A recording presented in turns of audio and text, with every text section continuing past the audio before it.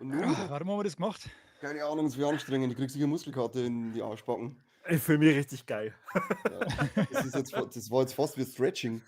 Ja. Ja, Hey, ja, Hör mal ja. grad ich auf. bin seit gefühlt einem halben Jahr wieder im Talkthrough dabei. Unglaublich. Schauen Unglaublich. wir mal, wie der Beitrag heute wird, ob es sich rentiert hat, dass du dazugekommen bist. Ja, ich bin ja gespannt. Oh, ich hab nichts zum Trinken geholt. Wir haben ja nämlich heute eine Nein. Sonderfolge. Das heißt, wir gehen mal ganz kurz durch die News, ganz kurz durch unsere sonstigen Spiele und dann geht's ab in die besten Horrorspiele, die wir jemals gespielt haben. News machen wir mir auch heute. Ja, ganz minimal, das schneiden wir gerade schnell an, weil ich habe nämlich eine ganz traurige News dabei und die ärgert mich jetzt noch, weil die habe ich jetzt Echt? heute Nachmittag mitgekriegt und die ist richtig zum Kotzen. Du, Kani, spielst das gerade? Moment. Zieh nur schnell kurz das Intro durch. Also stell uns vor, stell die vor, für alle, die neu dazugekommen sind. Ich wollte gerade sagen, seit Seppi, wann haben wir ein Intro für einen Talkthrough? Corby, Kani. Icke. Wir haben heute wieder beim Talkthrough, haben uns wieder zusammengefunden und schmerzen heute ein bisschen über Spiele. Und wie ich es gerade angekündigt habe, wir haben heute eine Sonderfolge über Horrorspiele. Und ich kann jetzt einfach nochmal alles sagen, was ich gerade gesagt habe. Danke, Wir Corby. gehen Ja, mal das haben kurz sie ja durch die News mitgekriegt. durch. Das haben sie ja mitgekriegt. Die sind ja nicht taub und dumm. Naja, Ja. ein paar vielleicht. Was ist einfach nur los mit euch? Ja, ich wollte gerade, bevor mir der Corby unterbrochen hat, mit einer unflätigen Blutgrätsche sagen, dass, Kani, du spielst es gerade, ich habe es schon gespielt. Ich glaube, es war Corby, ich du weiß, was sollst du es spielen. Es ist Prince of Persia, The Lost Crown. Ubisoft hat das Entwicklerteam aufgelöst. Es wird keine Fortsetzung geben. Was ist los mit denen? Aber das hat doch richtig gute Kritiken gekriegt. Es ist auch voll geil. Es ist auch im September noch mal DLC rausgekommen. Der kostet übrigens nur 5 Euro. Den soll also jeder holen, der beim Hauptspiel durch ist, weil da geht es dann quasi in dem Schwierigkeitsgrad weiter, bis das Spiel aufhört. Also das ist eine Aha. knackige Angelegenheit auf alle Fälle. Aber laut Ubisoft hat er nicht genug Kohle eingespielt. Man munkelt, es ist nicht offiziell bestätigt, dass er ungefähr 1 Million eingespielt hat. Aber Ubisoft in seinem Größenwahn davon ausgegangen ist, dass der eher so in die Sphären von Metroid Dredge schweben wird, also mehrere Millionen einspielt. Was eigentlich Falle. völlig utopisch ist für Metroidvania in dem Stil. Das ist eigentlich mit 1 Million ist das schon richtig geil. Das ist eigentlich ja sehr erfolgreich. Aber Mhm. Ubisoft hat da scheinbar anders geplant. Und das Ja, finde ich sehr traurig. Ubisoft ist ja zurzeit allgemein nicht so gut aufgestellt. Sie haben jetzt mal auch den Season Pass für Assassin's Creed Shadows gecancelt. Oh, ja gut, das ist ja erst verschoben worden, auch, gell? Er ist jetzt auf 2025 verschoben worden, Ja. dann ist irgendwie die Collectors Edition ist jetzt auch um $50 billiger geworden, nachdem sie jetzt auch den Season Pass gestrichen haben. Ja, Also das ist irgendwas unglaublich. brodelt da bei Ubisoft. Ja, es ist ja immer noch, schwebt ja immer noch eine Übernahme im Raum. Tencent wollte ja schon Mhm. oft einmal auf Einkaufstour gehen und Ubisoft snacken, aber naja, die haben ja eigentlich haben sie immer recht stur gewesen, weil es ist ja ein Familienbetrieb. Und das soll ja Ja, auch Falle. bleiben. We are a Äh, Die haben doch family. jetzt mittlerweile die eigene Plattform da aufgelöst, oder? Oder sie haben auf na. Steam ihre ganzen Spiele auch wieder verfügbar geschalten. Genau, weil es gespannt haben, dass es vielleicht doch nicht so geil ist, dass man 20 Euro im Monat zahlen muss, dass man nur Ubisoft-Spiele spielen kann. Das ist vielleicht auch nicht so der krasse Verkaufspunkt. Ich glaube nicht, dass Letztes es habe ich so ein Bild krass gesehen. Abonnenten gibt. Jetzt habe ich so ein geiles Bild gesehen, da hat Ubisoft anscheinend mal einen Post gemacht auf Twitter oder sowas geheißen hat, was war das letzte Spiel, das ihr zu 100% auf 100% gespielt habt, und hat einer geantwortet, was war das letzte Spiel, das ihr zu 100% fertiggestellt habt vor Release. Der ist gut. Das ist super. Ja, aber ja, nämlich auch Star Wars hat ja auch underperformed, wie es geheißen hat, was auch schade ist, aber ja, für Ubisoft ist es wahrscheinlich nicht schlecht, wenn jetzt mal ordentlich abgewatscht werden und vielleicht endlich wieder mal in eine Richtung gehen, dass man ein bisschen innovativ ist. Ich glaube, Zumindest die ein haben einfach bisschen. das total verpennt. Die haben sie immer auf dem Erfolg von so Spielen wie Assassin's Creed Valhalla ausgeruht, aber irgendwie nicht realisiert, dass trotzdem die Scheiße keiner mehr spielen will und einfach das nächste 5-Jahres-Projekt gemacht mit den gleichen Vorgaben wie das letzte. Und ja, wir haben ja schon oft drüber geschmatzt bei Ubisoft. Ubisoft ist Die sind scheinbar der einiges überragend. VW-Konzern der Spieleindustrie. Die haben nämlich Ja, auch genau. billige E-Auto-Produktion verpennt. Und jetzt Das hat hast du heißt schon davon, wir mitgebracht. müssen, das ist so teuer, wir können es uns mal leisten. Ja. Ah. Aber Naja, es gibt auch gute Nachrichten von Ubisoft. Alle, die gern so 2D-Plattformer spielen, wie zum Beispiel Super Mario Bros. Wonder, äh, ein nice Rayman-Spiel wird kommen. Und ich muss Cool. ganz ehrlich sagen, Rayman Legends, das ist von 2011, das, wenn du heute spielst, das ist affengeil. Ich habe das vor ein paar funktioniert nur Monaten mir immer voll. eingelegt. Ja. das ist so super, das ist so kreativ, das hat so geile Spielmechanik, die Steuerung ist on point, das ist Mhm. witzig, abwechslungsreich, das ist wirklich ein saugeiles Spiel. Also, das setzt sich fast auf 'n Level mit Super Mario Bros. Wonder, also fast. Ist auf alle Fälle sehr spielenswert und da soll jetzt ein neues kommen. Das ist noch in sehr vager Planungsphase. Also, es wird noch nicht wirklich so aktiv dran gearbeitet, aber es soll kommen und das war natürlich geil. Das hat mich gefreut. Das ist cool. Her damit, belehrt. Also, das ist ja schon ewig her, stimmt. 2011 bist du sicher? Ist das Ja, nicht sogar noch älter? Ne, ich glaube ja, es 2013 ist das erstmals Legends war das rausgekommen, letzte. oder? 2011? Nein, ich Ich glaube habe letztes Mal gelesen 2011, dann hat mich irgendwie angelogen. Das kann Rayman Origins gewesen sein 2011 Ah, und, dann ich war glaube Rayman, 2014 Legends meine ich war die dann Fortsetzung. Legends. Okay. ja, aber das war auf Das jeden ist Fall ja echt cool. wer sich 'ne PlayStation 5 damals gekauft hat und in dem PS Plus Programm dabei war, du hast damals, glaube 15 Spiele oder so was geschenkt gekriegt, da war das dabei. Also, vielleicht habt ihr's in der Bibliothek und wisst es noch nicht, grabt es aus, spät's es, ist Ich habe es affengeil. auf der Switch daheim. Aber das ist, der teilweise schon ordentlich knackig, vor allem sind da so, Dinger auf Zeit und, Ja. Jump-Runs, auf Zeit ist für mich sowieso immer der absolute Kasala-Wahnsinn. Und das ist da schon Aber der Vorteil ist, du kannst da in verschiedene Levelabschnitte oder in verschiedene Welten gehen. Wenn da jetzt grad einer jetzt schwer ist, kannst du in 'nem anderen weitermachen. Also, du musst da nicht eins nach dem aber anderen irgendwann muss spielen. ich zurück zu der Schwarte. Irgendwann muss das Ich vielleicht auch mal muss können, das Spiel so nach 18 Stunden. irgendwann sollte ich's, gelernt haben, wie das Spiel funktioniert, ja. Weil wir Philipp vorher hat noch über reingeschrieben, dass South Park die, rektakuläre Zerreißprobe unter Ubisoft rausgekommen ist, aber ich glaube, da ist Ubisoft nur der Publisher, oder? Hat Ubisoft wirklich die South Park-Spiele mitgemacht? Das ist mir weiß ich jetzt jetzt neu. nicht. Weiß ich jetzt nicht. Aber die sind echt geil. Also, die South Park-Spiele, wer die noch nicht gespielt hat, der hat da sehr, sehr, sehr viel Spaß und, der Philipp hat's reingeschrieben, der Kani kennt das wahrscheinlich nicht einmal. Ich glaube es auch, dass er's nicht kennt, aber Kani, das ist genau Er hat dein gesagt, ich habe Humor. es noch nicht gespielt. Nicht, Dein dass ich's nicht Humor. kenne. Ich kenne es natürlich. Ich habe es Aber nicht du hast es gespielt. noch nicht gespielt. Das ist Tatsache wahr, ja. Ich habe das Ich schon habe es gespielt. Ja. nicht Ich habe ja, das klar. echt Erzähl wow! mir mehr. Erzähl Ja, mir mehr, ja, ja, das ist ja. richtig, richtig cool, vor allem das erste mit dem Stock der Wahrheit, ähm, Das habe wo ich auch schon du mal angespielt. Das ist wie wenn's das quasi als Folge South Park am Fernsehen laufen lässt, ja, aber du spielst das. genau. War richtig geil. Und, alle Easter Eggs, die da versteckt sind, das ist einfach super geil. Vor allem, ich glaube, das ist ja damals bei Staffel 11 oder 12 oder so rausgekommen. Das heißt, alles, was davor da war, haben die schon mal in das Spiel reingepackt. Da sind auch die Chimpokomon da mit drin. Scheiß Gym Pokémon. So unglaublich cool. Ja, du bist ja ein Kind, das da halt neu in diese Gegend zieht und, triffst natürlich die ganzen Altbekannten, die aber gerade dabei sind, ja, Dungeons and Dragons zum Spielen oder halt dann Herr der Ringe oder Game of Thrones, whatever. Und, da geht's halt dann praktisch um diese Mechanik. Du bist entweder Zauberer oder Krieger oder irgendwie sowas oder Jude. Da gibt's doch auch 'ne Folge drüber, oder? Wo sie das Rollenspiel machen, wo sie Harry Potter und Game Ja, of Thrones und so weiter Ja, spielen. Da ja. wurde was sagt da der Cartman? Er sagt doch eigentlich so geil zu den Harry Potter Spielen, dass Spieler, dass das nur „Scheiß auf Harry Schwuchtelpotter" oder wieso sagt er zu ihnen so geil und mault dann wieder und geht davor. Das ist, Geile glaube ich, geile das Gag. sind die Game of Thrones Folgen. Aber gut, so viel zu ja. South Park. Ich gebe wieder weiter an den Kani, den ich leider unterbrochen habe.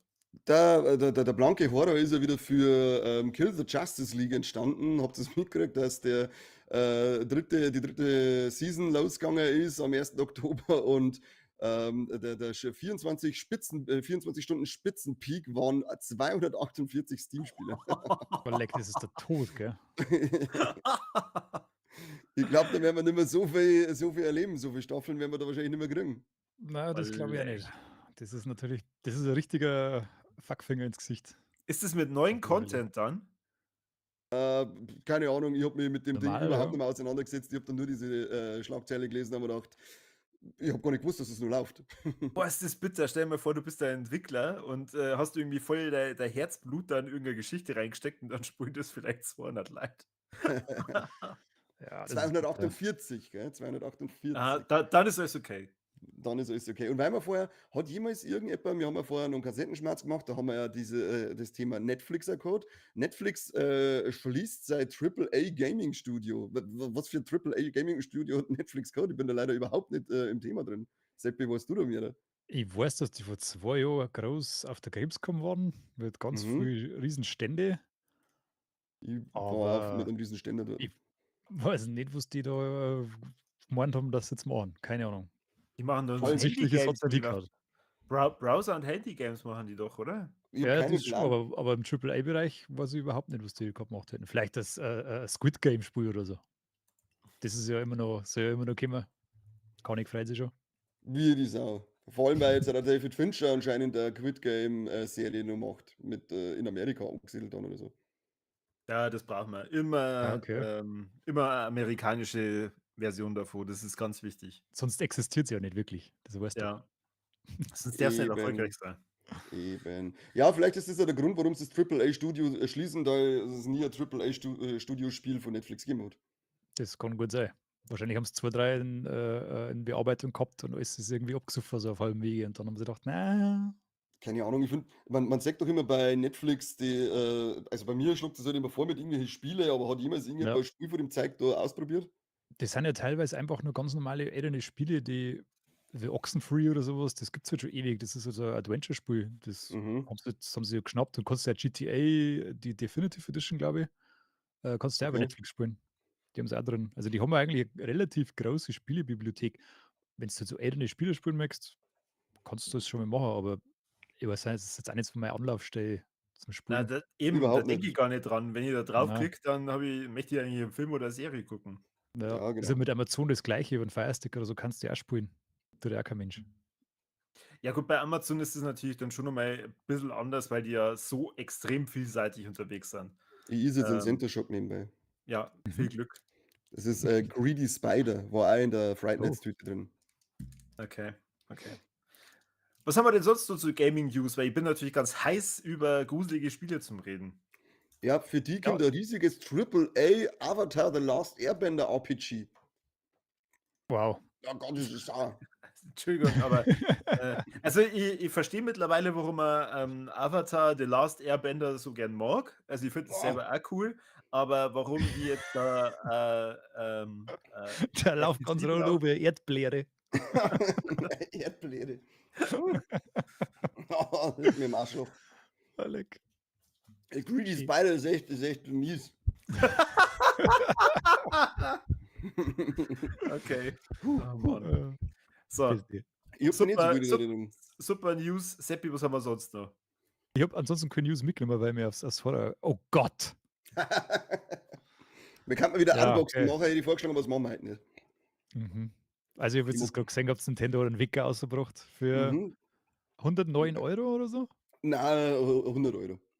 100 €, Entschuldigung. Ist Was kann aber, der? Ja, jetzt bin ich schon interessiert. Verzeih, was der Co. keine Ahnung, ich hab noch nicht ausgepackt. Wieso hast du den? Ja, weil ich scheiß Weil Nintendo-Bitch weil bin. weil es 'n gibt halt. Ja, genau. Nintendo sagt, die machen was und ich sag, ja, geb. Ja, sie haben gesagt, wir wissen aber noch gar nicht, was wir machen sollen. Ist mir scheißegal, habe ich gesagt. Lies mir vor, was da hinten drauf steht. Okay, okay, okay. Unterstützte Bettgröße ist bis zu einer Breite von 2 Metern. Unterstützte Ausrichtung, Bettgröße. Ausrichtung, der Bildschirm sollte auf dich ausgerichtet sein. Was sind denn? Entfernung in Reichweite, wenn du dich im Bett befindest. Was ist das für Das Scheiß? Entfernung in Reichweite, wenn du dich im Bett Du befindest. sollst Okay. die Handlung oder die was macht das Ding? Was ist das? Wache mit einer Welt voller Spiele auf. Das ist, glaube ich, so eine Art Du sollst es vorlesen. langsames, Lies es halt gesundes. einfach Ich vor. lese das jetzt nicht vor, du Fotze. Das andere Ähm, hast du auch vorgelesen. Bettgröße. ja, weil das kurz war. Das ist so begleitetes Aufwachen, nenn ich's mal. Der merkt dann, der fängt an zum Leiten und je mehr, dass du dich bewegst, umso mehr macht er dann, dass du halt dann ruhiger aufwachst und nicht mit einem Klingelton. Gesundes Aufwachen. Mit verrückten Nintendo-Sounds aus Pikmin 4, Splatoon 3, Zelda Breath of the Wild, Mario Odyssey und das Wichtigste, Ring Fit. Oh Gott, das wäre 'ne schöne Musik, da kannst du dich freuen. Mhm. Ja, Du gut, kannst Marios und Zelda und Pikmin, das sind wirklich unglaublich schöne Melodien dabei und wird auch später noch erweiterbar sein. Mhm. für 100 € erwarte ich das ja. Ja, unbedingt. Ich weiß, ich werde es nie erfahren, weil der muss ja OVP bleiben und im Regal dann drin stehen. Oh na Gott. Ich habe für War 50 limitiert Euro. auf ein Stück pro Person über 'n Nintendo Shop. Also das Ding wird einmal, das geht nur durch die Decke. Also du kannst du deine One Piece Karten dir sonst wo hinschieben, Corby. Das glaubst du nur du. Ich habe mal einen Wecker gehabt, der hat 15 € gekostet, habe ich 'n USB-Stick hinten reinstecken können und dann habe ich mir selber Ich habe die jetzt nur gehört, dass du dir 'n USB-Stick hinten reinsteckst, Und dir selber mit dem dann machst. ich habe dann selber festlegen können, wann wir die mit welcher Musik aufgeweckt werden. Das ist schon cool. Ja, das ist so jetzt wie da. Das Einzige, Kann was das mir bei nicht dem jedes Ding Handy auch? Ja. Handys sind immer unangenehm. Immer, immer Seppi. Immer, immer. Das ist so Charakterschwächen von Geräten. Stehst du nach, Ertönen des Weckrufs nicht auf, erscheint ein Charakter und versucht, dich aufzuwecken. Alter. What? Habe ich auf einmal einen Kugelwilli oder so im Zimmer drin. Der Macht er dann spielt so dann Holographie-Dings oder was? Nein, das ich ist werde einfach euch sagen Display dann, ich oder? werde euch sagen, sobald ich den hergenommen habe. Na, bitte mach ein Video. Ja, ich filme jetzt auch beim Schlafen. Vielleicht zeige ich dann auch so gruselige Sachen, dass meine Katze bei mir steht und die ganze Zeit so anschaut. Ja, mach doch einen Live-Twitch-Stream, wirst du schlafst. Nein, weil die ganze Zeit der Da Latten hat beim es gibt einen Schlafen. Haufen Weirdos, die finden das geil. Oh ja, die Ja, weil darfst es du mir mir dann sehen, wenn anschauen. ich mit meiner Morgenlatten umeinander schlafe. Ja, genau. Ich möchte das nicht. Gibt's ja nur auf OnlyFans. Wirst dein Der neuer Luki schreibt gerade, er Nintendo-Wecker, der braucht eine wegswaffelst. gefühlte Handgranate zum Aufstehen. Ja, die brauche ich eigentlich auch. Aber Luki, es wird auf alle Fälle noch ein kleines, ich werde dir noch Bescheid geben, wie gut der Alarm ist, sollte ihn jemals auspackt haben. Ach, du Oh willst Gott, den gar dieser nicht Scheiße. auspacken? Jona, doch. Nimm ich schon noch her. Ich bin nur noch nicht dazu gekommen. Aktuell schlafe ich nämlich nicht, weil ich die ganze Zeit auf Crystal Meth bin.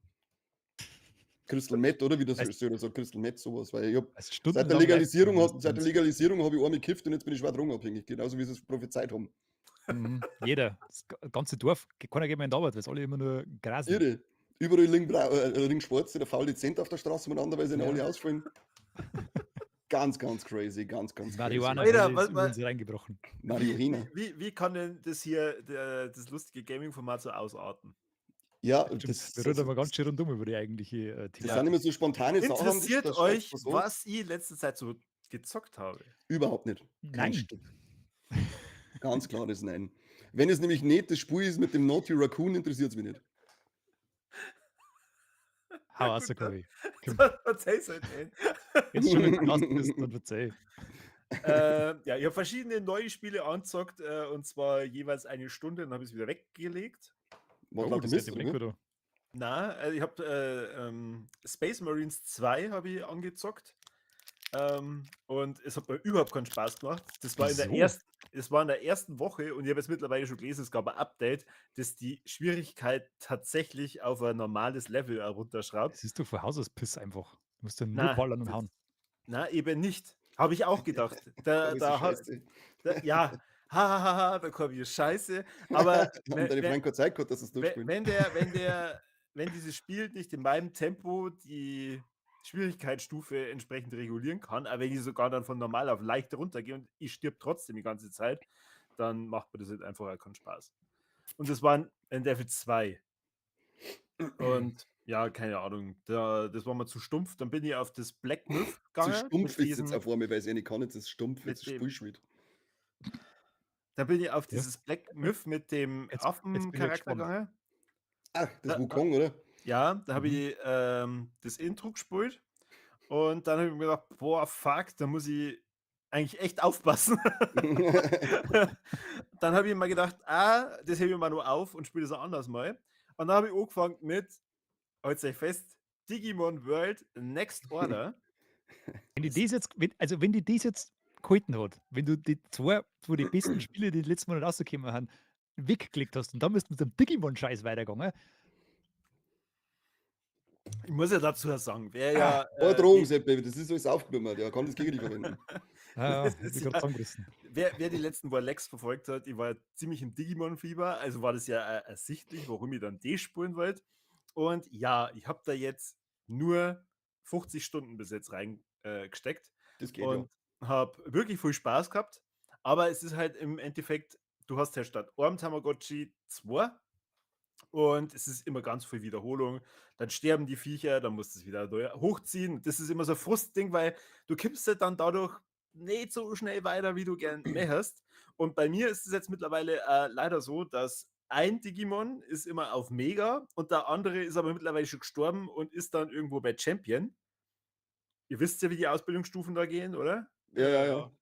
Ausbildung, Rookie, Champion, Ultra, Mega. Also das heißt, es ist versetzt. Und die Kämpfe sind da teilweise echt höllenschwer, wenn du halt nicht in dem richtigen Level unterwegs bist. Und ja, da habe ich jetzt mittlerweile auch wieder so ein bisschen ein Frust-Level erreicht, wo ich mal gedacht habe, so, jetzt haust du wieder was rein, was dir viel Spaß macht und wo du bisher nur ein paar Mal eingeschlafen bist. Und hab mal jetzt Diablo. Diablo Ja. 4 wieder reingezogen mit dem neuen DLC und ich muss Nein. sagen, nachdem mein Kumpel, der Flocky, viele Grüße gehen raus, Servus, Flocky. gesagt hat, dass Diablo 4 jetzt richtig scheiße geworden ist mit dem DLC, weil die ganz viele Mechaniken von Diablo 3 wieder jetzt drin haben und du zum Beispiel ein Reittier gleich von Anfang an hast und einen Begleiter, muss ich sagen, super! Genau das, was mich am Anfang gestört hat, ist jetzt einbaut und es macht wirklich viel mehr Spaß. Es ist super. Ich habe einen Hund jetzt gleich am Anfang, der rennt mir die ganze Zeit hinterher und sammelt das Gold ein. Finde ich toll. Es war so her wird's immer öfter. Also, das ist scheinbar jetzt tatsächlich ein gutes Spiel geworden oder Äh, halbwegs gut. diese neue Klasse, die eingeführt haben, ich kann jetzt leider nicht den richtigen Namen sagen. Ich sage jetzt einfach mal Waldgeist, Totenbeschwörer, fuck. Sepp. Ähm, der ist echt cool drauf und macht da mega viel Spaß. Die ganzen Attacken sind irgendwie einfach mal was anderes. Und ja, ich habe richtig viel Spaß aktuell. Das ist aber recht der Allrounder, oder? Die neue Klasse. Ja. Weil von der habe ich auch gelesen, dass die echt sind, dass die wirklich hervorragend umgesetzt worden ist, was habe ich gehört. Aber ja, Ah, das Diablo war wird mich nicht abholen. Ich glaube, das ist ja nichts für die. Das ist zu Ich, wenig abgedreht und ich ich glaube ein habe schon bisschen mal zu gespielt, düster. das zweite Und habe ich ich damals glaube, gespielt, aber dass das nichts für die ist, weil ja, das weiß ich ja, wie nicht. mir gesagt, das holt die zweite habe ich gespielt und ganze mich nervt das die ganze ganze. ja, mir holt auch die ganze Loot-Mechanik null ab. Immer Ja, 1000 genau. Sachen finden und dann, So viel Spaß. So Also, viel Spaß. wenn ihr einen Finger so schnell bewegt, dann nimmer an der Maus. So viel Spaß.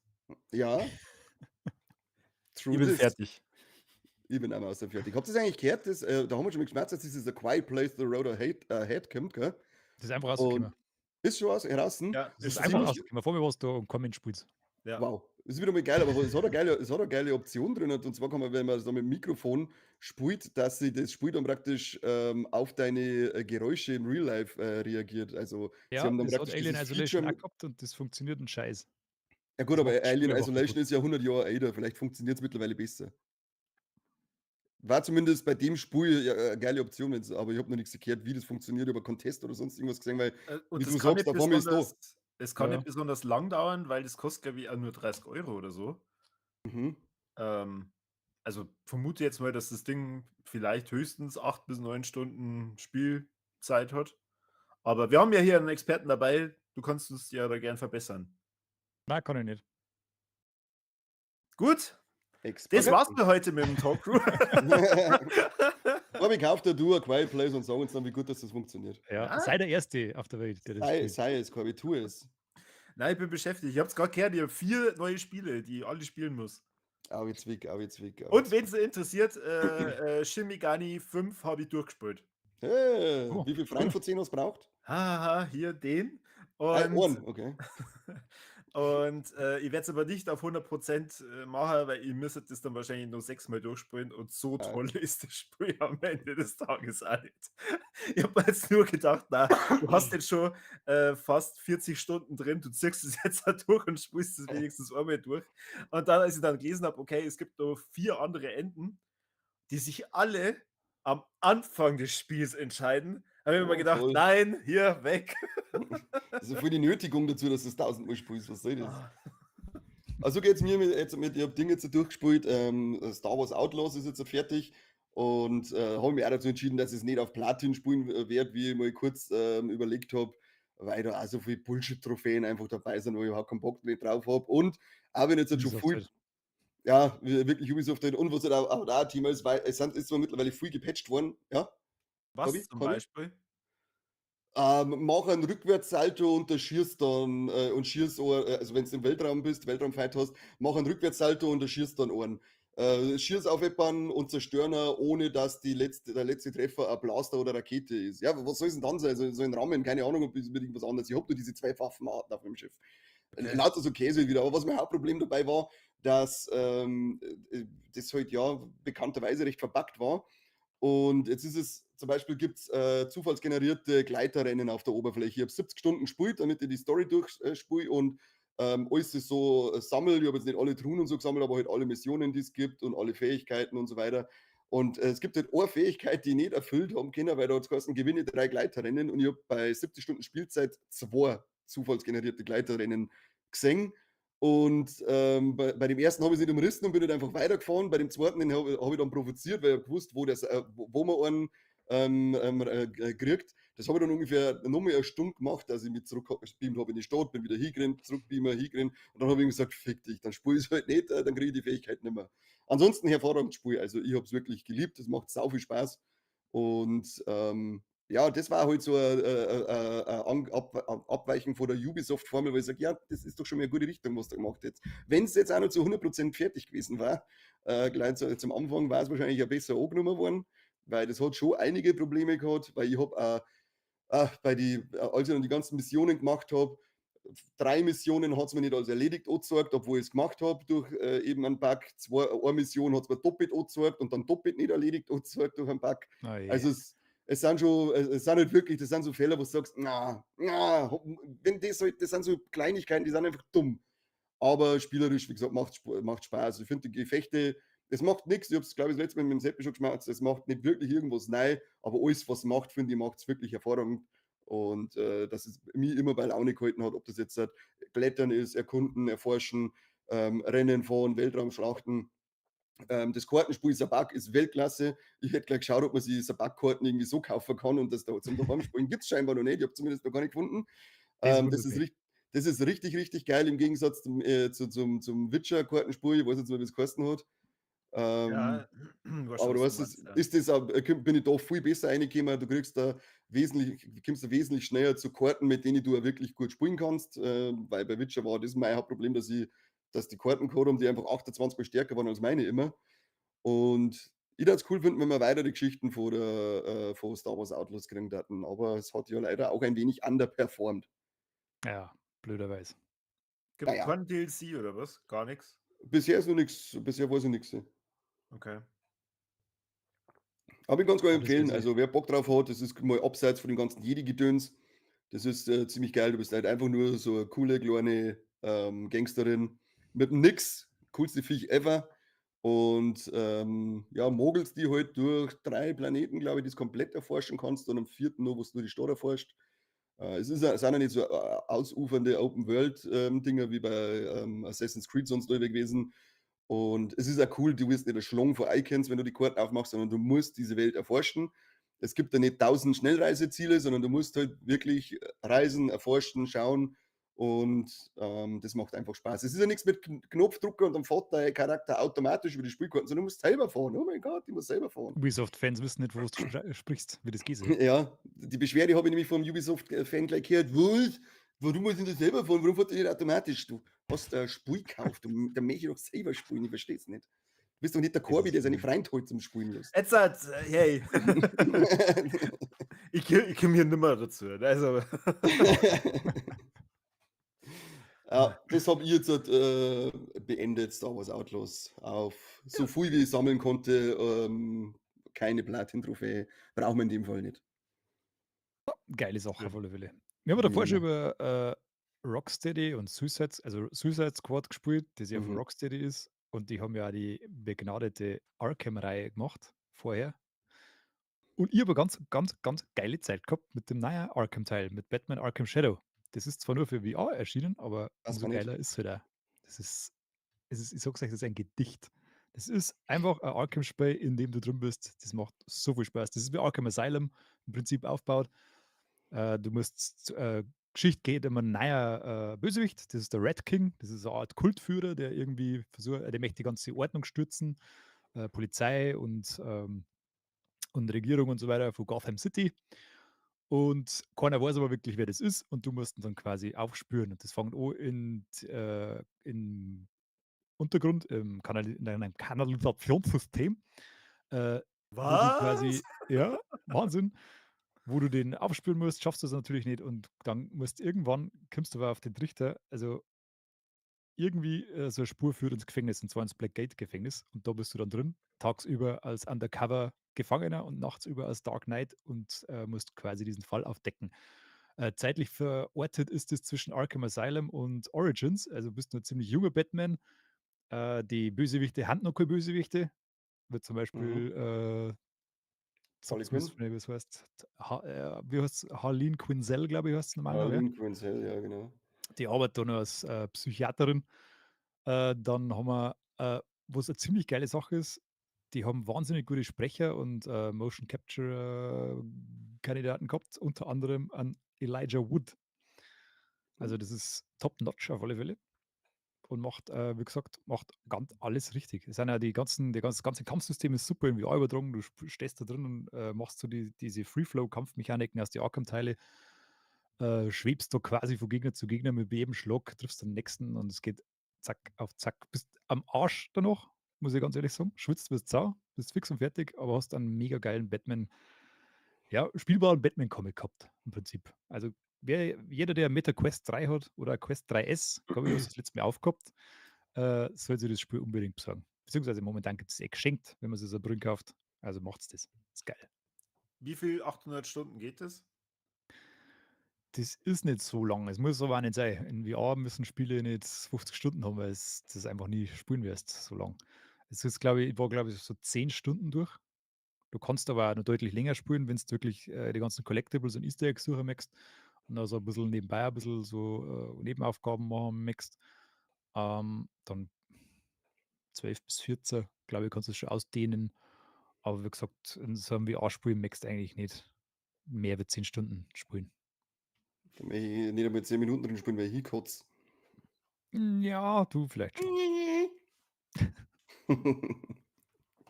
Ich möchte jetzt so gern Kinder, ohne dass mir schlecht wird.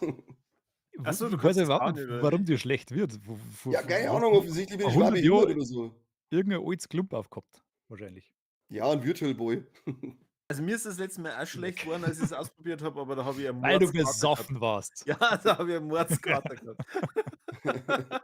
Mir ist, ja Ja, das erst, ist. mir ist ja erst schlecht geworden, als ich mich aktiv bewegen musste und mich gebückt habe. Habt ihr das wieder gespielt? Ja. Also war so realistisch. Den japanischen Rape Simulator, oder wie? Ja, So genau. in die Art, ja.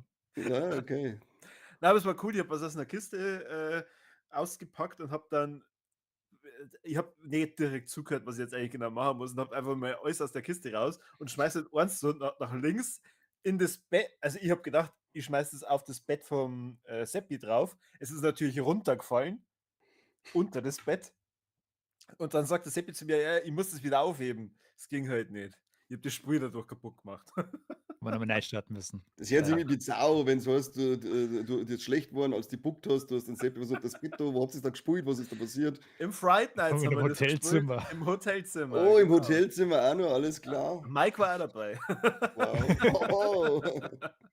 Wer hat, also einer ist festgehalten worden, oder? Triple Threat ist auch, oder? Ja, ich bin froh, dass ich ein bisschen länger geschlafen habe. Ja, Bissl. offenbar. Ja.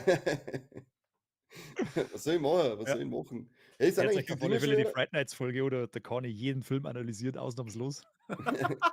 Alle gesehen hat.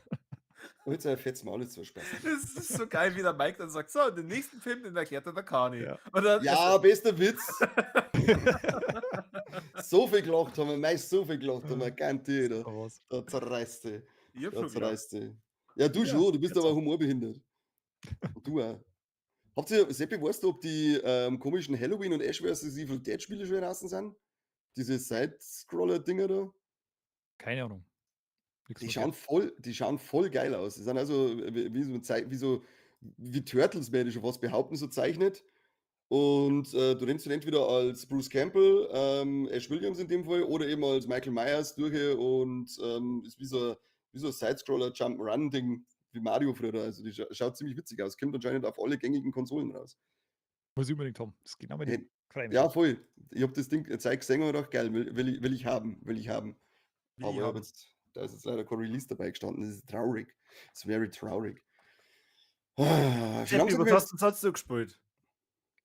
Äh, Ich habe dann noch ein Spiel gespielt, aber das passt, ins Horror-Special ein. Ich wollte gerade sagen, langsam können wir Ah. ins Horror-Special rüber switchen, weil Jo, auch das, was ich aktuell noch spiele, gehört auch schon da mit rein. Aber wunderbar, dann fangen wir mal an. Seppi, fang ja mal an, Seppi, Kim. So, Männers, wie viel habt's denn dabei? Alles. Äh, Alles. ich habe eine Top 10 dabei, aber das ist nicht Top 10 meine. gleich. Ja, ja, so, einfach, Das ich ist habe nicht mal, deine. ja, ja, ich habe mal Top 10 rausgelassen von den gruseligsten Videospielen, aber das ist nur von vor einem halben Jahr. Aber die Nummer 1 habe ich schon mal gespielt. Und ansonsten Was ist die Nummer 1 laut deiner Liste? PT. Ah, das habe ich Das leider ist nie noch nicht gespielt. einmal ein Spiel. Das dauert 10 Minuten. Ja, aber es ist schon verdammt scheiß gruselig. Ja, Hast du das das mal weiß aber gespielt? keiner, weil es einfach nicht mehr gibt, Du musst halt eine PlayStation 3 kaufen, oder? Und wo es schon wo drauf es ist. drauf installiert ist und Gehst die nie kostet wieder halt ins einmal Internet, 1000 aber Euro Schlusspreis dann aufwärts. sofort ist kaputt. Und Also, die kostet 1000 Euro aufwärts, glaube ich, ein mit dem Zeug. Kumpel von Ja. mir hat die gehabt. Hoffentlich hätte er das auch und hat es nie gelöscht. Und wir haben das dann ähm, bei einem anderen Kumpel im Wohnzimmer gespielt und der hat alles abdunkelt gehabt. Und dann, ja, und ihr müsst es schon dann irgendwie mit dem gleichen Feeling dann spielen, wie der Protagonist dann da in diesem Hausflur ist. Also der geht ja eh nur einen Hausflur entlang. Ja, ja. Und als das erste Mal der erste Geist, sage ich jetzt mal, auftaucht ist, haben wir mir so dermaßen erschrocken, dass er dann den Controller in den Fernseher von dem anderen Kumpel eingeschmissen hat. Was ist mit Wieder. euch? Aber ich kann es verstehen. Also, ihr hättet es wahrscheinlich auch do. Aber hast du gewusst, dass da hat einmal jemand die Kamera gejailbreakt und hat dann quasi geschaut, also du hast ja normalerweise immer so eine fixe Kamera ungefähr und die hat er dann aufgemacht und hat dann quasi geschaut, was in dem Raum da ist. Und es gibt so Stellen, das ist so programmiert, dass hinter dir tatsächlich immer ein Geist ist. Also du wirst in dem Spiel, deine Spielfigur wird von einem Geist verfolgt, den du nicht siehst. Das habe ich auch schon mal gelesen, ja. Oh, fuck, ey, das speidelt's mich gleich noch viel mehr. Weil das ist ja gerade das Grausame. Du schaust da was an und denkst dir, ja, okay, geh vielleicht um ins Badezimmer, du drehst dich um und da steht dann dieser scheiß Geist und Mhm. du wirst dann umgebracht. Und echt, ich bin da auch gestorben vor Angst und hab mir dann gedacht, das ist nur der Teaser. Das ist nur der Teaser für das Silent Hill Spiel. Was Aber geht eigentlich ab mit euch? war das nicht irgendwie so, dass dieser Teaser, dass du den unendlich spielen kannst, weil sich der jetzt mal verändert? War da nicht irgendwas, habe ich da mal gelesen, dass sie Also das immer wieder irgendwie das anders ist ein Hausflur und du ja? gehst den mehrmals durch und Und es er ist jetzt mal verändert. anders irgendwie, oder? Das ist irgendwie zufallsgeneriert, oder? Ja, genau. Also einmal gehst halt durch den normalen Hausflur und da ist halt ein Bad mit dabei und da Mhm. ist das Bad da ganz normal, dann gehst du ja zweites Mal durch und dann liegt auf einmal in dem Waschbecken von dem Bad jetzt wollte ich Phönix sagen, ein Fötus. Mhm. Und das sind lauter so creepy Sachen und wie schon gesagt, du gehst halt da mehrmals durch und denkst dir: „Was soll jetzt die Scheiße?“ Und dann auf einmal überrascht dich dieser Geist und dann stirbst du halt. Okay. Also sowohl im Spiel als auch im richtigen Leben. Das ist also, das wie The Ring. Genau. Also es ist Ja. hart bitter, weil das hätte ja dann ein Silent Hills rausgekommen sind, Ja. vom Hideo Kojima. Aber die haben sie ja leider jetzt gekriegt dann und dann war's das. Und da die haben ja nicht im Guten auseinandergegangen. Jetzt hat Konami gesagt: „Ja, dann tut's mir leid, dann fickt's euch leider alle. Ihr dürft das Spiel alle nicht mehr spielen.“ Und in dem Moment, wo die den Stecker gezogen haben und deine Playstation im Netz war, war das Spiel kaputt. Wichsers. Sehr Ach, bitter. die PlayStation hat ja immer am Netz sein dürfen. Ja, weil es dann sofort ein Update runtergelassen, wenn du automatische Updates hast, was ja Standardeinstellung ist und dann kaputt. Das ist echt so bitter, weil also ich habe noch nie was anderes Gruseligeres gesehen. Und was jetzt in der Liste auf Platz 3 ist, ist nur Outlast. Das habe ich ja Oh, beim Cardi dann noch mal gesehen und da allein vom Zuschauen bin ich auch schon 800 Tode gestorben. das ist tatsächlich war jetzt auch eins von meinen gruseligsten Spiele, die ich jemals gespielt habe. Das war Habe ich ja mit ja, Outlast ist übel. irre, leck mich am Arsch. Ich weiß noch sehr Also, gut, wie ich das erste Mal gespielt habe, da habe ich, 'n neuer Fernseher gehabt und, mhm. Surround-Anlage das erste Mal Boah, und, leck. war mitten in der Nacht und habe mir gedacht: „Das ist jetzt das perfekte Spiel, das auszuprobieren.“ Ist super I've perfekt, never ja. been so wrong. Das war Ich habe auch jetzt schon die mein ganze Glück. Zeit überlegt, dass ich ob ich das einmal mit 'm 3D-Headset ausprobieren soll, aber ich möchte das nicht. Ja, Das sollte geil. man streamen. Das war so 'n Ding, das hast du auf 2 Sitzungen durchgespielt. Bin ich sofort Ähm, dabei. Das kann man echt einmal streamen, weil es ist ja eh 'n 3. Teil angekündigt. Da kann man, Outlast, Whistleblower, den DLC und Outlast 2 weil Outlast 2 habe ich zwar gespielt, aber nicht komplett durch. Da fehlt mir nur, der Schluss. Das war Erbse. Da kannten sie Leute amüsieren, wenn wir uns auf die Couch Ja, scheißen. sehr Boah, sogar. Da fuck, kriegt jeder oh so 'ne Gott. GoPro ins Gesicht, Ah, die leck. immer nur quasi Ja, das tun, genau. was Aber Das war echt das spielen wir dann bitte am Vormittag, dass ich, Wie? wenn es so hell ist, daheim fahren kann. nein, nix ist. Das Mitten spielen in wir der jetzt Nacht jetzt spielen ist wir ja das. nicht super. Jetzt ist es um 4 oder so, wird's jetzt dann dunkel, dann haben wir ewig Zeit. Dann können wir schön Einwandfrei, würde ich in sagen, Winter spielen. einwandfrei. Der Luke gefragt, ob wir uns eigentlich nur Disk-Versionen kaufen. Also ich tatsächlich ja. Das einzige an Disk Nicht-Disk-Download, was ich habe, sind die Gratis-Spiele, die ich weggebe. Ansonsten mag ich alles so schön ins Regal einschauen. Nein, nein. Ne, auch Alles nur nicht. noch Also digital. nur für die Switch und da auch nicht alles. PlayStation habe ich nicht mehr Laufwerk. Für die Xbox kaufe ich nix, weil das ist Xbox. Und ich habe Ja, nicht gut. einmal 'n PC, nur Diskettenlaufwerk CD-Laufwerk. Und Switch sind ja nicht mehr Discs. Das sind ja Ja, das sind die Kassetterl. kleinen Kassetterl. Katterl, Ja. aber du hast dort was ins Regal stellen. Aber Also ansonsten bei der Switch kaufe ich schon noch physisch, weil halt der Speicherplatz sonst ausgeht. Aber bei der PlayStation nur alles digital. ja. Ja. Schön für die. Gut, ansonsten habe ich nur noch ältere Spiele dabei, Du bist jetzt eh wo nicht der ich, scheiß Top 10 wo ich, nein, die Säuseln. sind nicht, die sind nicht in meiner Top 10, aber ich glaube, alle warten gerade ganz gespannt auf das Spiel, das der Seppi dabei hat. Jetzt verzeih, Silent Hill 2, Kim. Boom! Wow, hau das einfach raus, gell? So ein Na gut, Grattler. also Der Seppi wollte jetzt eigentlich das erzählen, dass er Bild endlich ist auch Pikmin 4 in dem angefangen hat. Thumbnail ist das drin, Alter. Es ist, werden Ja, sie die das ist ja meisten nur der Rücken, das kann ja alles sein. Das Ja, kann eben. ja Alone in the Dark sein zum Beispiel. Vielleicht war es einfach nur ein Clickbait gewesen. Hm. Ja gut, Ah, dann die Katze ist Freunde. aus'm Sack. Ich habe Silent Hill 2 gespielt. Die Katze Habt ist ihr aus das dem Sack Original nach einer gespielt? Dreiviertelstunde. Habt ihr das Original gespielt damals? Angespielt habe ich's. Ich habe es leider nie durchgespielt, vielleicht einmal 'ne Stunde oder so beim Kumpel. Also, ich Ja. fand, die gruseligste Sache an Silent Hill 2, die ich letztes Mal erfahren habe, ist, dass das schon verschissene 23 Jahre alt ist. Sag das nicht. Und ich das damals gespielt habe und das, erschüttert mich. Ja, viel von den Jahreszahlen erschüttern mich. Es ist so übel. Ich habe das damals wirklich ich habe das geliebt. Ich möchte behaupten, ich habe nicht alles verstanden, weil das ist eigentlich wahnsinnig krass, weil das hat 2001 oder so was rausgekommen ist, hat das schon Themen angesprochen, das kannst du das waren heute keine Spiele nicht. Das ist unvorstellbar. Also, da geht's, das große Hauptthema haben ja Traumata, die durch, zum Beispiel Mobbing oder, sexuelle Gewalt zum Beispiel, entstanden haben und das ist in dem Spiel komplett visualisiert alles. Also, du beschäftigst dich da mit wirklich krasse Themen. Und das, macht auch das Remake natürlich auch wieder auf die ganzen Fassel. Aber jetzt, durch die verbesserte Grafik und so weiter, erkennst du Sachen viel besser. Und, sie haben auch viel Sachen sie haben auch so Foreshadowing eingebaut in zum Beispiel in Plakate und so eine Sachen, die dir besser auffallen. Das war ja früher alles in Pixelbrei. Und jetzt, schaut das alles ja 'n bisschen besser aus. Und diese diese Kernthematiken werden halt immer nur in diesen, Zwischensequenzen quasi angesprochen. Du hast ja 4 oder 5 Charaktere, die du triffst in deiner Reise durch Silent Hill und die stehen quasi alle für ein bestimmtes Trauma. Und mit jedem Bosskampf kämpfst du quasi gegen dieses Trauma von denen oder von dir selber, je nachdem. Und das ist teilweise schon echt übel. Also, das sind richtig krasse Sachen. Wie gesagt, es ist,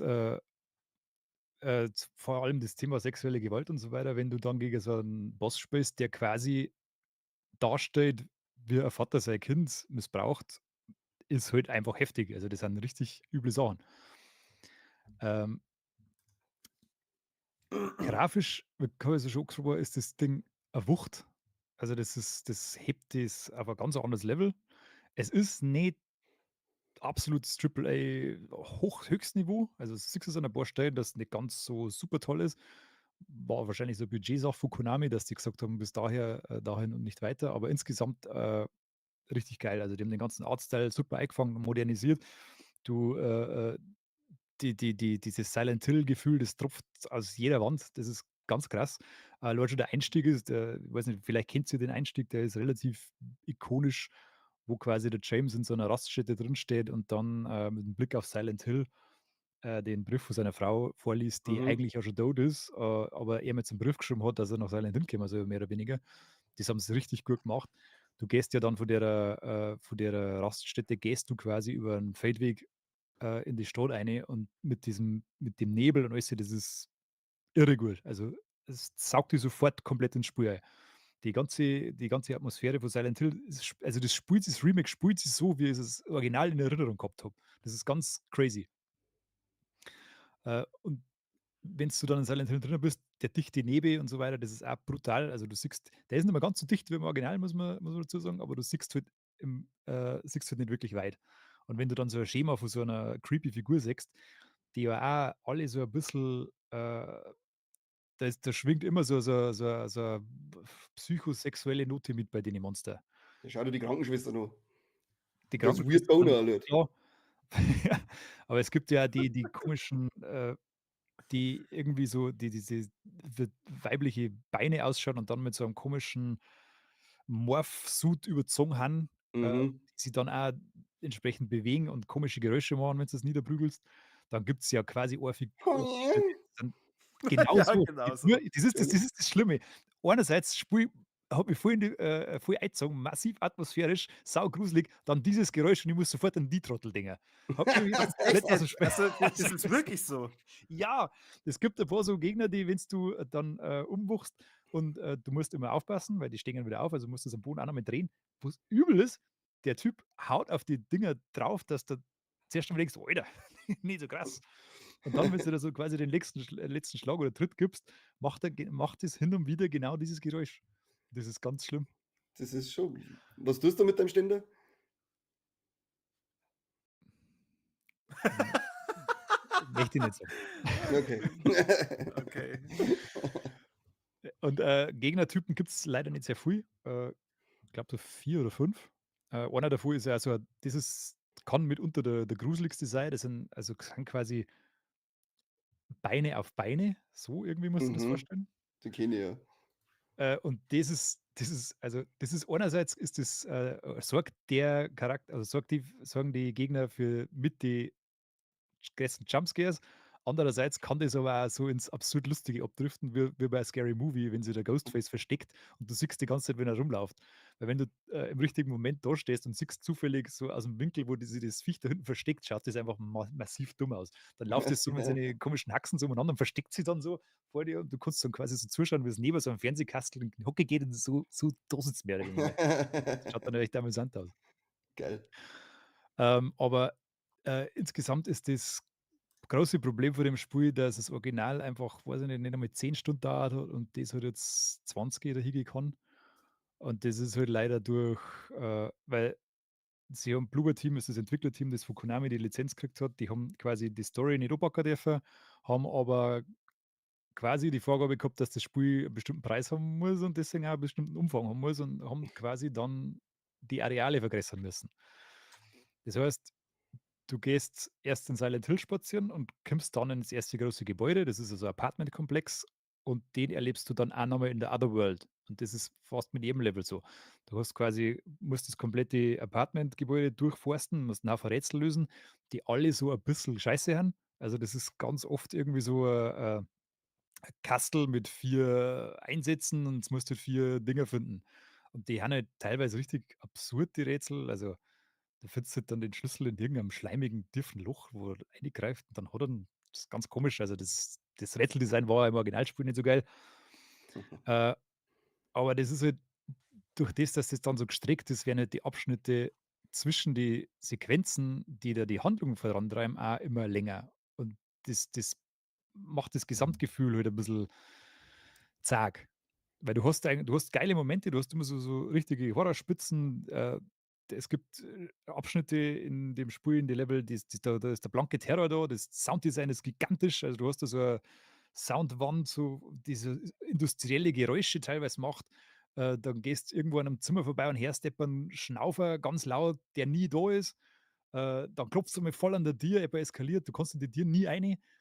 Es sind immer so Sachen da, die halt richtig terrorisieren, aber durch diese Streckung der Abschnitte wird es halt auch sehr repetitiv irgendwann und nervt die. Also du kommst dann im Brookhaven Hospital, das ist da, wo eben die Krankenschwestern, was du angesprochen hast, kommen. Da laufst du, weiß ich nicht, 3 Stunden oder sowas durch das Ding, löst Rätsel, gibt einen Haufen geile Momente und dann bist endlich durch, meinst, und dann musst du das Ganze nochmal in der Otherworld machen. Fast den kompletten Gebäude nochmal. Das schaut dann nur noch krass gestörter aus. Das ist also so ein bisschen rostiger und runtergekommen und schleimiger, aber es ist im Kern nochmal das Gleiche. Also, du kannst davon ausgehen, dass jeden Abschnitt, den du quasi, freispielst und erlebst, noch 2 Stunden nochmal machen musst. Und das ist jetzt einfach ein Spieldesign. Aber du musst aber dann die ganzen Rätsel und so nicht nur mehr machen, Das oder? sind andere Rätsel dann. Es ist alles ein bisschen anders. Das Ganze, die Struktur ändert sich ein bisschen, aber im Grunde ist halt trotzdem noch mal das Gleiche Okay. irgendwie. Und das ist leider ein bisschen zäh dann. Und, äh, du wirst im Laufe des Spiels dann auch relativ schnell relativ mächtig eigentlich. Geil ist ja eh, weil der kommt da in die Geisterstadt rein, äh, mit massiv grobem Kack und nimmt das einfach alles so hin. Also, das ist halt dann so. Er muss halt Nächste jetzt Mal. schlägt halt jetzt das Typ, das Monster zum Matsch. Mei, weiter geht's. Mit Ja, 'ner was Keule soll's mit denn 3 tun? Nägeln. Was So soll's denn ganz tun? normal Dienst. Und, ja, du kriegst es gibt nur Pistolen, es gibt, Schrotflinten und es gibt, Jagdgewehr, eine Keule mit Nägel und ein Eisenrohr. Und das ist alles, was du an Waffen hast. Gingen die kaputt, Und die Schlagwaffen, und muss man die neu na sammeln? Okay. na, du fängst mit der Keule an, und kriegst dann die wird dann irgendwann durch ein Eisenrohr ersetzt. Mhm. Aber im Prinzip ist es die gleiche Waffe wie vorher. Ähm, und was ich dann was ich so angesprochen habe, durch die Erweiterung quasi der Areale auch ein wenig problematisch ist, du findest da so gut wie nix. Es gibt nur Gesundheitsdrink, 'n stärkeren Gesundheitsdrink, das ist so Spritzen, Munition für deine Waffen und das war's. Nix anderes Das ist findest du ja in der eh schon viel. Was willst 'n du großartig? Echt, kriegst den Kragen Möchtest gar nicht voll. möchtest Federn wenn's sammeln oder Crocs oder was? Ich sag's dir, wenn's du zum 50. Mal 'ne leere Schublade aufmachst in dem Spiel, kommt da irgendwann das Kotzen, weil sie haben ja da, nur sie haben halt leer. Und das ist halt das Ärgernis an dem Ganzen. Also, das ist halt überhaupt nicht motivierend. Habe ich in meinem Spiel Äh auch, so einen Fall. Ja, dann kennst du die Problematik.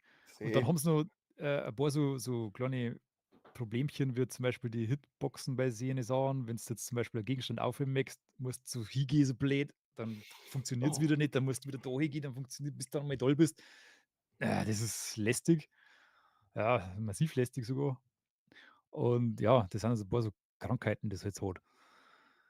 Also, Aber hast du die jetzt gefochten, als du das gespielt hast? am Anfangs, bis zur Hälfte ungefähr und später auch wieder. Es gibt die Momente das ganze Spiel eigentlich, wo es richtig gruselig ist. Es ist jetzt nicht so gruselig wie zum Beispiel PT oder Outlast oder sowas, was, du richtig erschrickst, aber du bist ständig angespannt und du musst es halt unbedingt, also das ist überhaupt Pflicht, du musst es mit dem 3D-Headset spielen von Sony, weil dieses Sounddesign einfach der Wahnsinn ist und nur so wirkt es auch. Also, wenn du das irgendwo, über die Fernsehlautsprecher spielen möchtest, dann hast du sowieso schon verloren. Und dann hast du auch die ganze Zeit so 'n schleichenden Terror im Knack. Das ist echt gruselig. Aber das weicht halt dann ein wenig auf durch die ganze repetitive Kacke und durch das, dass du dann, wenn du einmal das Schlagmuster von den Gegner draußen hast, dann tut da keiner mehr was an. Das ist, also, du hast da wahnsinnig mächtige Ausweichtasten. Wenn die auf dich zukommen, dann drückst du wirst einfach nicht mehr getroffen. Das hat mich dann dazu veranlasst, dass ich so ab der Hälfte vom Spiel, den Action-Schwierigkeitsgrad, weil du kannst, verschiedene Rätsel und verschiedene Action-Schwierigkeitsgrade einstellen, auf niedrig gestellt habe, weil es halt dann einfach weniger Schläge gebraucht haben und das dann auch nicht mehr so lang dauert hat. Das ist das Einzige, was das ändert. Weil du prügelst dann auf, also, im normaler Modus prügelst du auf das Monster 6-mal ein, laufst aber quasi nicht mehr Gefahr, dass dir das trifft. Und das kostet dich halt einfach nur Zeit und Nerven, aber das ist ja nicht mehr fordernd. Und deswegen kannst du das dann auf leicht einstellen, dann hast du halt auf zweimal hin. Da verlierst du jetzt keinen Spielspaß dran. Also, das sind so die kleinen Krankheiten. Kein dummer Kommentar von Kani? Hm, beim Seppi weiß ich ja, dass er's kann. Das ist ja unglaublich. Ich weiß zwar auch, dass er nicht unbedingt ein guter Spieler ist, aber wir haben Ich ja bin nicht kein auf guter Profi-Niveau. Geschicklichkeitsspieler, sagen wir es mal so. Da habe ich, Aufholbedarf. Da Wie kannst ist es nix, jetzt, gell. wie ist es jetzt, wenn du das spielst? Es gibt irgendwas, wo du denkst, boah, fuck, ist das gruselig und die dann sammeln musst. Hast du da irgendeinen einen speziellen Tipp, wo du sagst, okay, für alle, die irgendwas Gruseliges spielen und sie nicht trauen, weiterzugehen, wie machst du das als Profi-Gamer? Einfach weitergehen, weil es ist ja nur ein Spiel.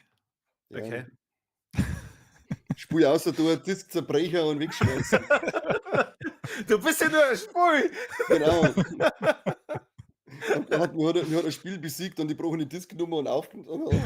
Ja, weiß ich nicht, nicht so was wie, ja, Licht ummachen und dann ist es schon gar nicht mehr so gruselig Nein, oder sowas tut man nicht. Das ist ruiniert doch halt einfach alles. Das kannst du schon machen, aber dann brauchst du es halt auch nicht mehr spielen. Also musst du, wenn so 'n Spiel das gehört dazu, dass du auf Nacht Ja. spielst, dass es stockfinster ist, dass dann, 'n gutes Headset aufhast, das dir einfach dass der halber das Hirn durchspült, wenn irgendwas passiert. Das braucht's einfach. Nur dann wirken die Spiele auch. Das ist halt auch allgemein das Geile am Horror. Der funktioniert ja nie um 2 Nachmittag. Das ist bei den Spielen doch, finde ich doch, das doch, genauso. Sonntag in der Früh ist immer richtig gute Zeit, um Horrorspiele zu spielen. Ja, gleich nach der Messe, gell? Dann Geil, Ja, nach der Messe ist man wenn schon in der du richtigen Stimmung. frisch geläutert, kannst du wieder hinsetzen und Horrorkassetten spielen. Also, so habe ich zumindest Resident Evil 2 gespielt. Das Original oder das Remake? Also Remake. Hast du die Original Hm. Resident Evil Teile gespielt? Nur das Vierer. Ah, okay. Echt nur das 4er? Krass. Mhm. Ich habe nur das Resident 1 Evil und habe das ich 2 aber gespielt, Originale. ich habe So bei das Resident Evil Ich nur bin ja viel jünger wie ihr.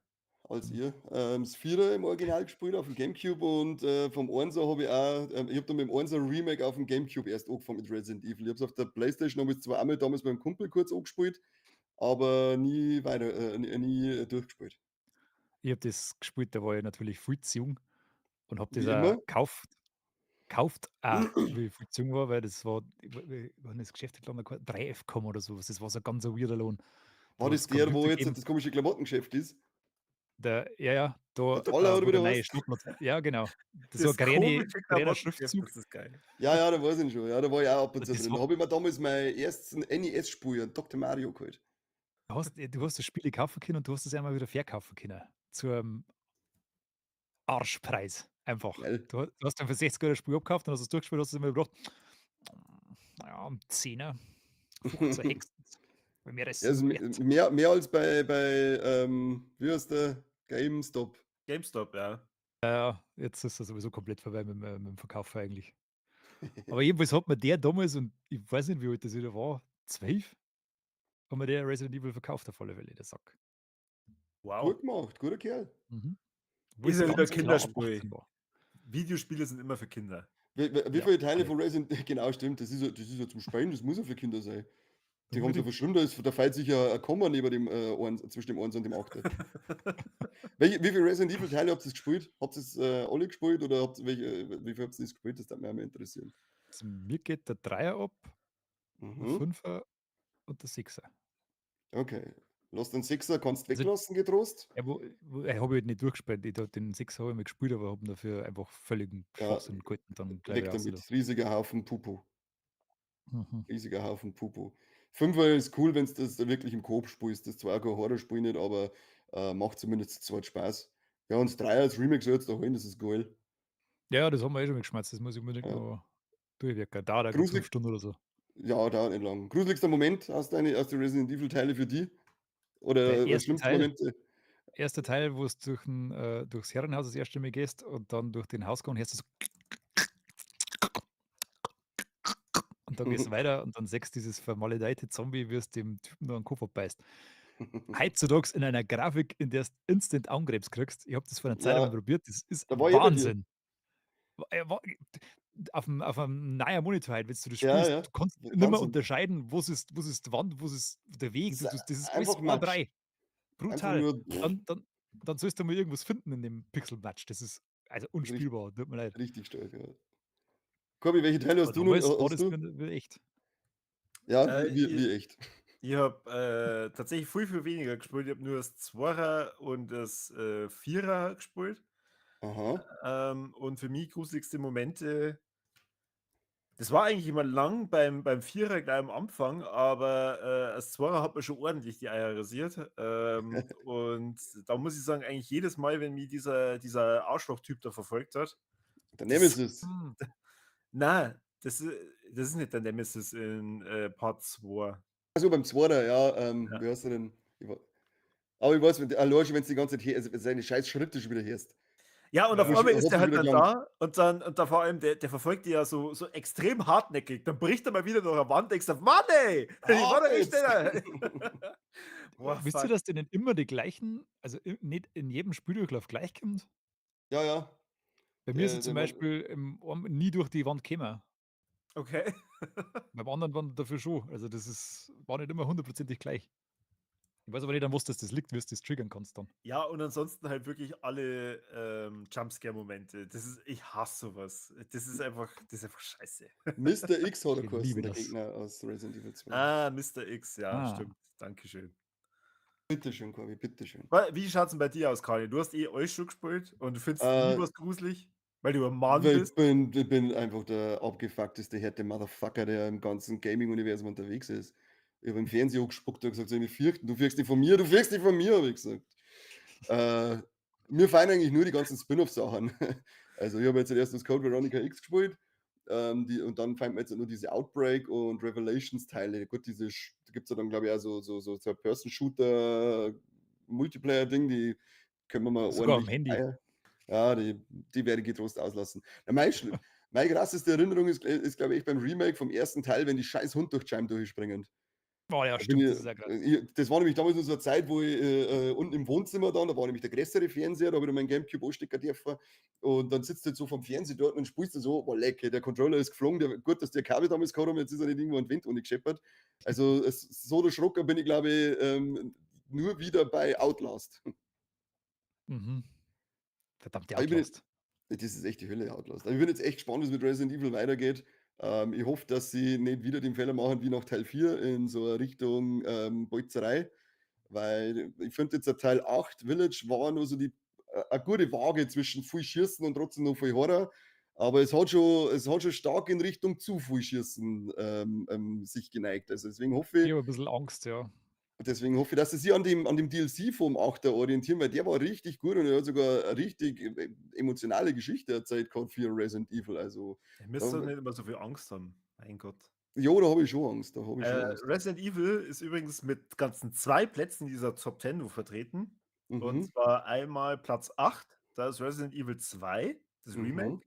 mhm. Und auf Platz 2 ist Resident Evil 7. Ja, Ja, Resident Evil ich verstehe. das war schön kurz und knackig und, Ja. schön gestört. Und im Also, Das ist VR, ja glaube ich, ist es die Hölle. Als Begründung steht dabei das verstörende Haus der Familie Baker Mhm. Mhm. und, psychologische und visuelle Horrorelemente, die die Serie zurück zu ihren Wurzeln führten. Ja, Schön. das Ja. war 'n guter Schritt in die richtige Richtung. Darum war ich mit Village ein bisschen überrascht, dass wir dann auf einmal wieder so viel bolzt haben. Ja, weil dieses Zimmer ist auch nicht so, also, es ist gut verkauft worden, aber halt nicht so gut, weil halt viel Leute für viel Leute auch ein bisschen zu gruselig ist. So allein schon, dass du Ego-Perspektive hast und dann so 'ne echt weirde Kacke da, erlebst Sind mit ja so scheiß der Bitches sein, Mischung Leute. aus, was bin ich? Nein, die Leute sollen jetzt ihre scheiß Bitches sein, sage ich.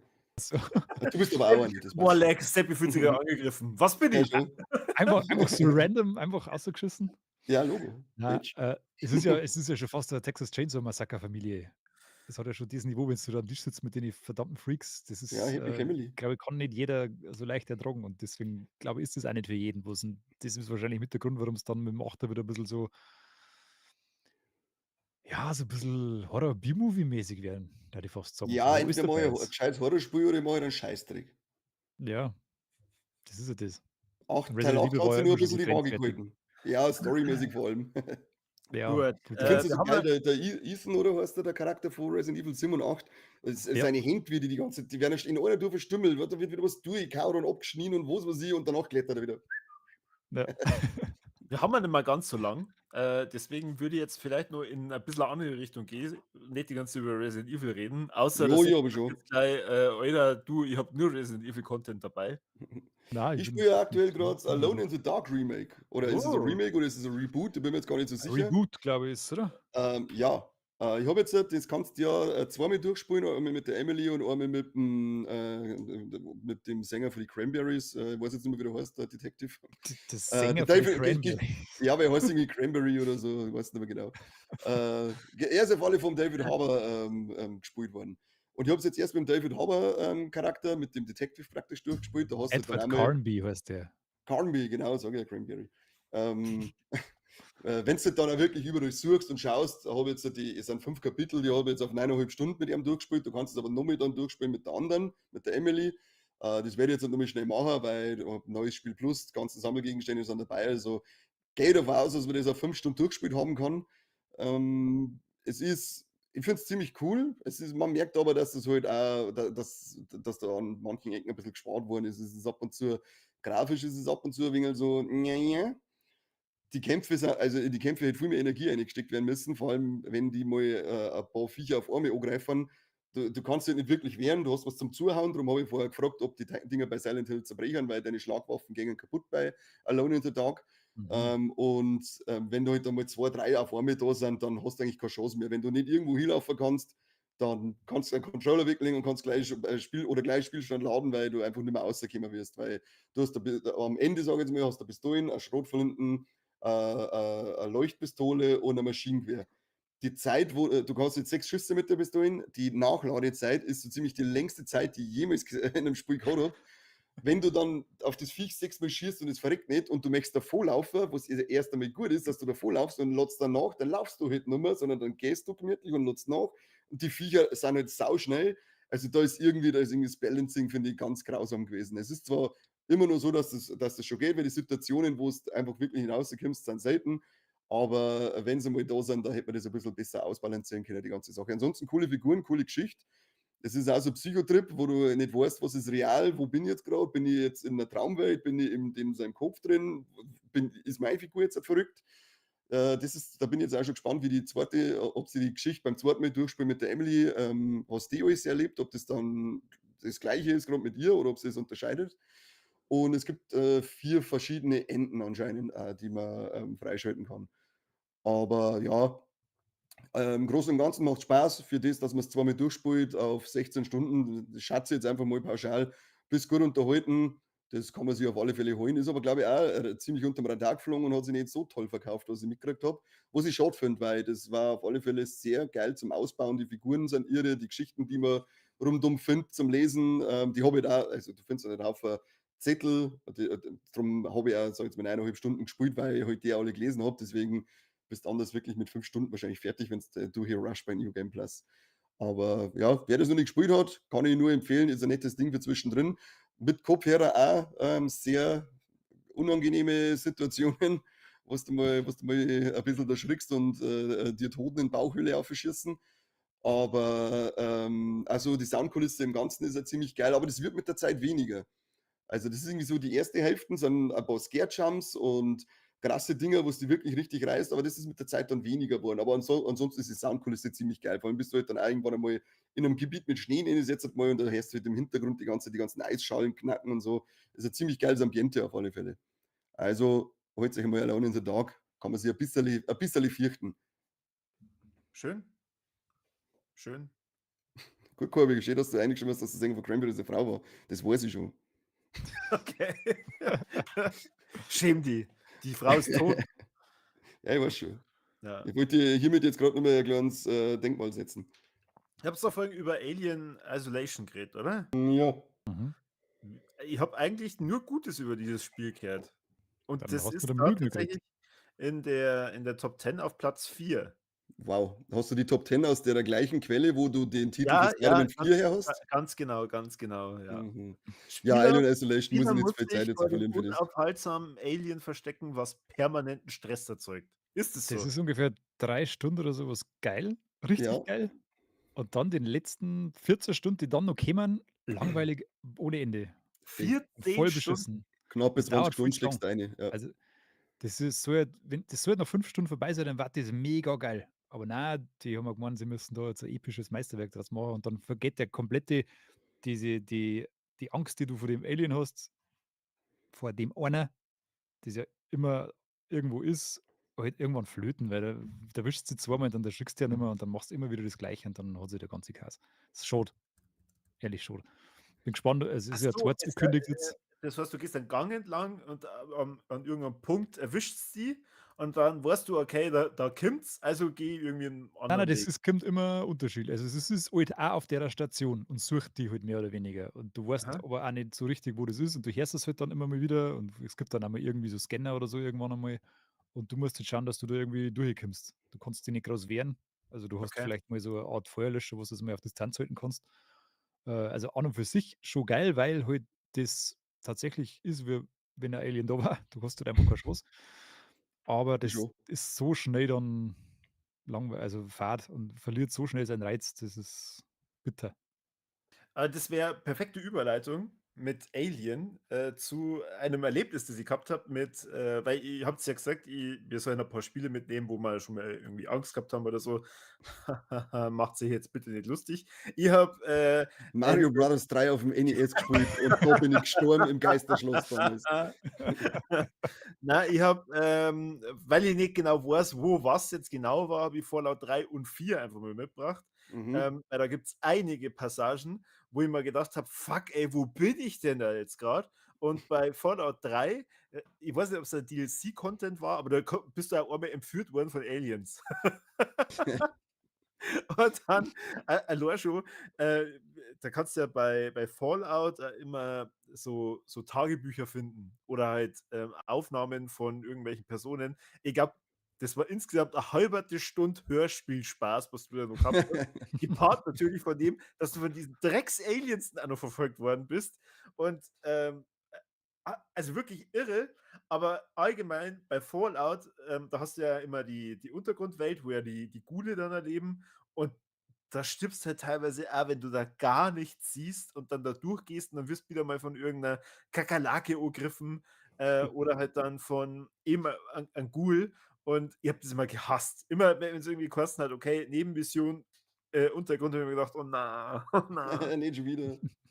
Und dann gab's auch ein DLC, das Dunwich, Burrows, wo du in so 'ner Minenanlage unterwegs bist, was halt total an Lovecraft erinnert.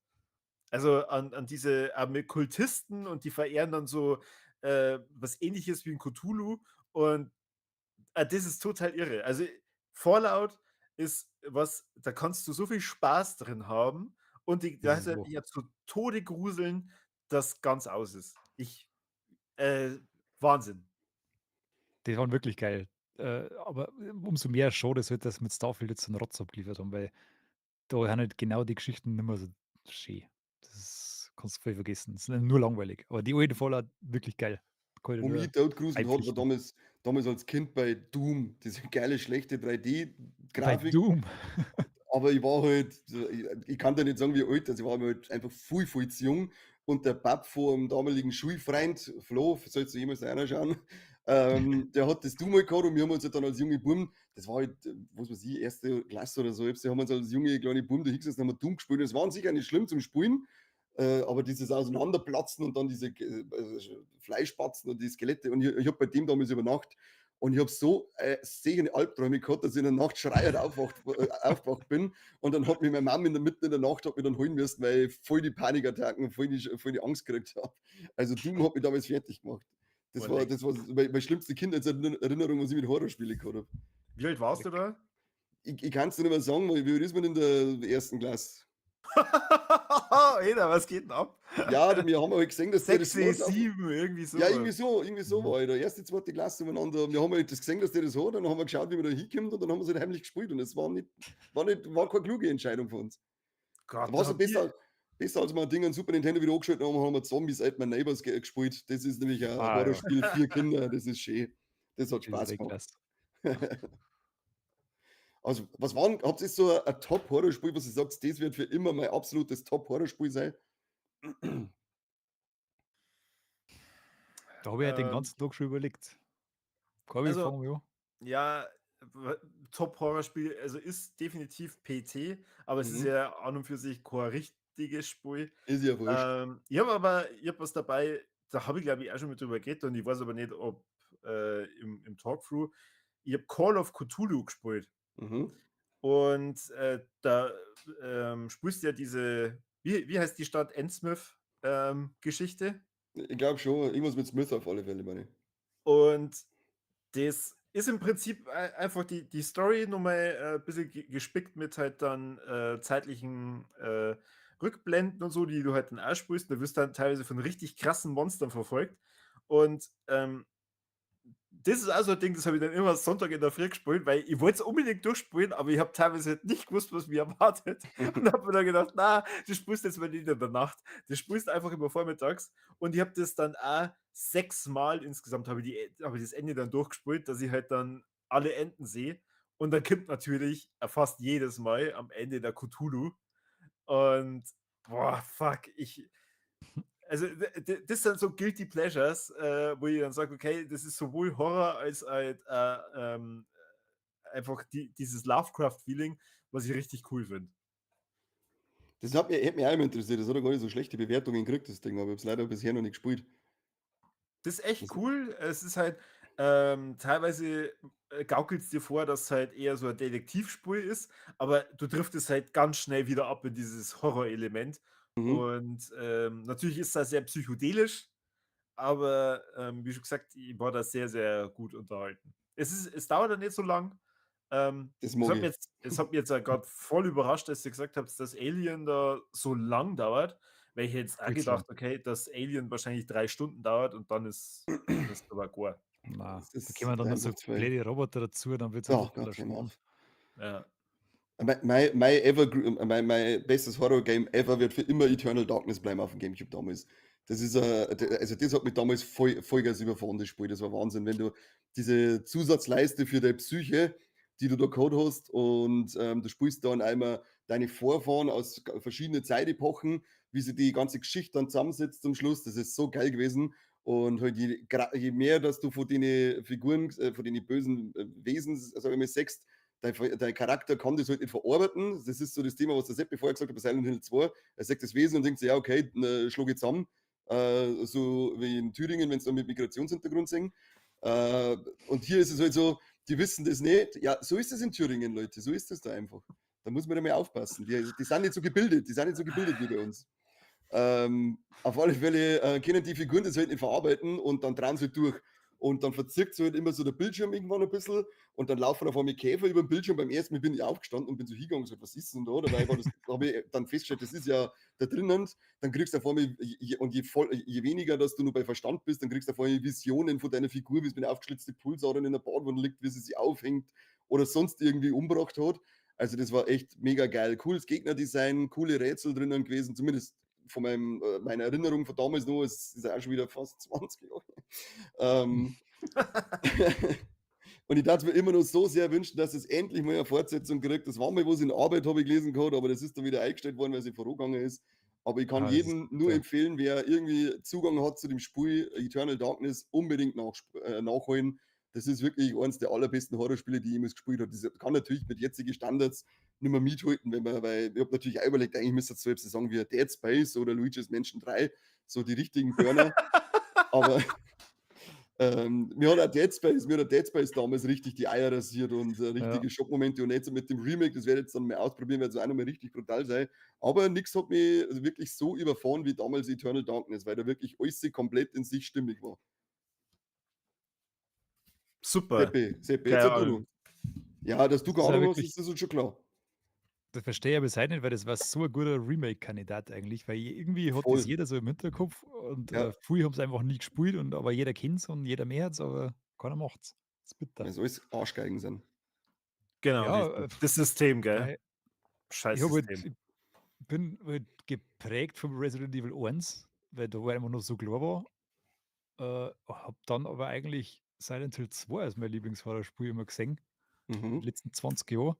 Und ich finde da immer noch, dass das eins von den allerbesten ist, weil das halt einfach diese krassen Themen da hat und wie es das halt alles sich umbringt. Also das ist auf alle Fälle auch das Neue, das sollte man eigentlich spielen. Das ist Mach ich, tu ich. einfach ein grandioses Spiel mit Fällern, die gameplay-technisch Natur haben.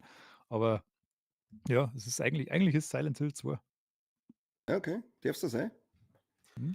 Musst Hat du nicht einer schauen von dafür. hat einer von euch einmal, Elder Scrolls 4 gespielt, also Oblivion? Oblivion, oder? Genau. Na, nicht bewusst. Das hat auch einige Passagen drin, wo ich glaube, ich weiß ja nicht, wie alt ich da war, ich glaube 11 oder 12 oder so, als ich das damals gespielt habe. Und da hast du halt auch neben dieser normalen Elder Scrolls Welt hast du, so ja, nicht Multiversen, sondern das ist eine Höhlenparallele. Und Mhm. da wirst du die ganze Zeit angegriffen von so Höhlenviechern und die kommen aus dem Portal raus. Und wenn du in das Portal reingehst, dann bist du halt in deren Welt, meistens in so einem riesigen Turm. Und dass das Portal geschlossen wird, musst du die von unten nach oben durchkämpfen. Und das war teilweise schon richtig krass. Dann haben die dazu natürlich nur DLCs rausgebracht, wo du dann einmal komplett in dieser richtigen Höllenwelt unterwegs bist, nicht nur in den Türmen. Und dann noch DLC, da habe ich jetzt vorhin noch mal googelt, Shivering Isles, Dementia. Und das war richtig verstört, weil da habe ich erst gedacht, okay, das Spiel ist jetzt verbuggt. Weil du bist in so einer ganz komischen, verdrehten Zwischenwelt und da sind richtig kranke Leiter, die erzählen dir dann was und dann schlitzen sie einfach auf. Und Wie man es halt so tut. das Spiel war halt also ich glaube, es ist ab 12. Und für das war halt dann das, was dir die Macher des Spiels hier bieten, teilweise schon richtig, richtig krank. Und ich habe das halt dann gespielt und habe gedacht: „Wo gehen wir da gerade hin? Was passiert denn da?“ Was machen Sachenspiel? Aha. Mir ist sogar teilweise so gegangen, als ich das erste Mal, Ocarina of Time gespielt habe und die Nacht angebrochen ist und dann die Skelette aus dem Boden rausgekommen sind. Da war ich Oh. beim also, es war jetzt nicht so, dass ich mich voll gefurcht habe, aber man dachte so, das ist für das Spiel ist es sogar so haben sie es geschafft, dass sie sogar ein bisschen 'ne unangenehme Atmosphäre aufbauen, fand ich. Also, dann auch später im Erwachsenen Alter sowieso, wenn dann alles so zerstört ist. War natürlich jetzt nicht horrormäßig, bis auf die Zombies, die waren natürlich creepy as fuck, die sich dann an die Oni gehängt haben und irgendwie so komisch geschrien Aha. haben. Aber sogar Zelda hat das gehabt. Hat jemand von euch, Splatterhouse einmal gespielt? Ich habe mir Let's Play angeschaut.